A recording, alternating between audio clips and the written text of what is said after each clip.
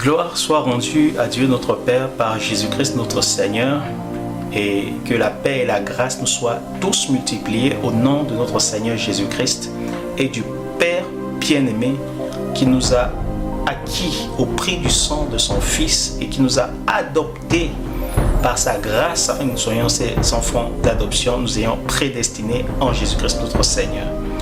Nous voulons répondre par la grâce de Dieu à la question qui nous a été posée, à savoir: est-ce que lorsque un prédicateur passe pour prêcher, lorsqu'on lui donne le micro, est-ce que lorsqu'on acclame Dieu pour sa vie ou pour la grâce qui est dans sa vie, est-ce que c'est un péché? Est-ce que c'est une chose que nous ne devons plus faire, que nous devons bannir de nos assemblées?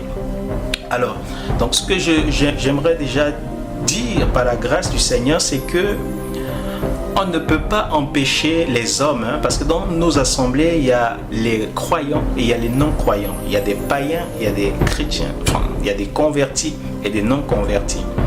Donc, on ne peut pas empêcher les hommes de pouvoir nous acclamer, ou bien acclamer plutôt la grâce de Dieu dans notre vie. On ne peut pas empêcher les hommes.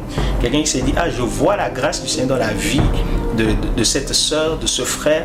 Seigneur, je te loue, je te glorifie à cause de la grâce dans sa vie. Non, on ne peut pas les empêcher.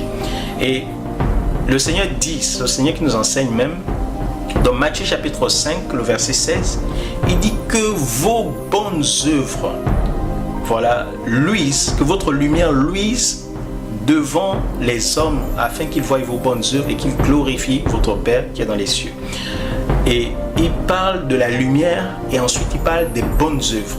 Donc la lumière égale les bonnes œuvres. La lumière égale à la parole, à l'évangile, mais c'est aussi égal aux bonnes œuvres, donc aux fruits de l'évangile. Donc quand on voit la lumière de l'évangile, ou bien le fruit de la lumière de l'évangile dans la vie d'un homme, ben, si on glorifie Dieu, si on acclame le Seigneur, si on loue le Seigneur à cause de cela, il n'y a pas de problème en fait. Il n'y a pas de problème à cela. Si on acclame Dieu, je dis bien si on acclame Dieu, pas l'homme, si on loue Dieu, si on acclame le Seigneur, il n'y a pas forcément de problème par rapport à ça. Et si on acclame le Seigneur, on loue le Seigneur, on glorifie le Seigneur à cause de la vie d'un homme, de la vie d'une sœur, pour lui aussi c'est un encouragement, voilà, à pouvoir davantage se soumettre au Seigneur, à pouvoir davantage laisser la lumière de Christ resplendir dans sa vie, afin qu'au travers de lui on puisse voir Dieu, c'est-à-dire l'image de Christ, et que le Père soit glorifié du haut des cieux sur son saint trône. Et il va recevoir ce parfum qui vient du fait que ses enfants ont manifesté la lumière de l'évangile. Donc ce n'est pas un péché d'acclamer le Seigneur, de glorifier le Seigneur, j'ai dit bien le Seigneur, pas les hommes, voilà, au travers de la vie d'un homme ou d'une femme. Voilà. Maintenant, en revanche, il y a la vaine gloire et il y a aussi des gens qui aiment être acclamés.